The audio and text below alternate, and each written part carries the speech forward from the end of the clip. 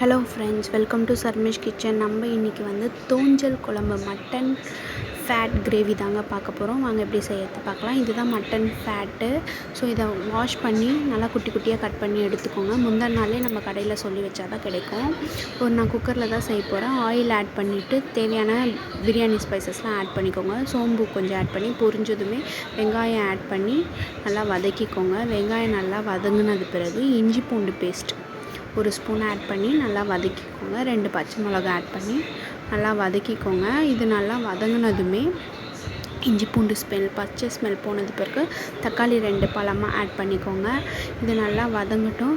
கொஞ்சம் உப்பு, தாராளமாக மஞ்சள்தூள் ஆட் பண்ணிக்கோங்க. அந்த நீச்சு ஸ்மெல் இருக்காது. கருவேப்பிலை கொஞ்சம் ஆட் பண்ணி நல்லா கிளந்து விட்டுக்கோங்க. இது நல்லா கிளந்து விட்டதுமே நம்ம கழுவி வச்ச தோஞ்சல் கட் பண்ணி வச்சு க்ளீன் பண்ணி வச்சதை இதை கூட ஆட் பண்ணி நல்லா கிளறி விட்டுக்கோங்க. இந்த மசாலா இந்த எண்ணெயிலே அது கொஞ்சம் நல்லா சுருளை வதங்கட்டும். இது ரொம்பவே நல்லது ஃப்ரெண்ட்ஸ். நம்ம குடல் புண்ணுக்கு, வாய் புண்ணுக்கு, உஷ்ணத்தை குறைக்கிறதுக்கு இதுக்கெலாம் ரொம்பவே நல்லது. இது வெறும் மிளகாத்தூள் ஆட் பண்ணிக்கோங்க. அதுதான் நல்லா கலர் கொடுக்கும். குழம்பு மிளகாத்தூள் அந்த அளவுக்கு காரம் கொடுக்காது. ஸோ அதனால் வெறும் மிளகாத்தூள் ஆட் பண்ணிக்கோங்க. அது கூடவே பார்த்திங்கன்னா கொஞ்சம் கரம் மசாலா ஆட் பண்ணிக்கோங்க. இது நல்லாவே கலந்து விட்டுக்கோங்க. இந்த ஸ்பைசஸ்லேயே அது கொஞ்சம் நேரம் நல்லா சுருளை வதங்கட்டும். சுருண்டு வந்த பிறகு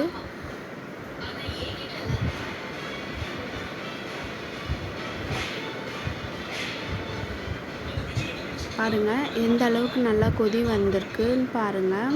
இது நல்லா கொதித்து வந்த பிறகு இப்போ குக்கரில் ஒரு 3 to 4 விசில் வச்சு எடுத்துக்கோங்க.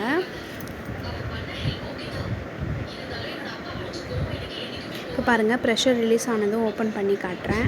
பாருங்கள் எந்த அளவுக்கு எண்ணெய் பிரிஞ்சு நல்லா வெந்து வந்திருக்கு. இப்போ நம்ம மறுபடியும் கேஸ் ஆன் பண்ணி இதை நல்லா பற்ற வச்சு எடுத்துக்கோங்க.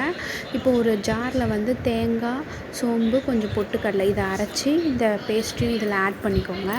ஏன்னா அந்த எண்ணெய் பிரிஞ்சு வர அளவுக்கு கொதிக்க விடுங்க. போதும், ரொம்ப பாயில் பண்ண வேண்டாம்.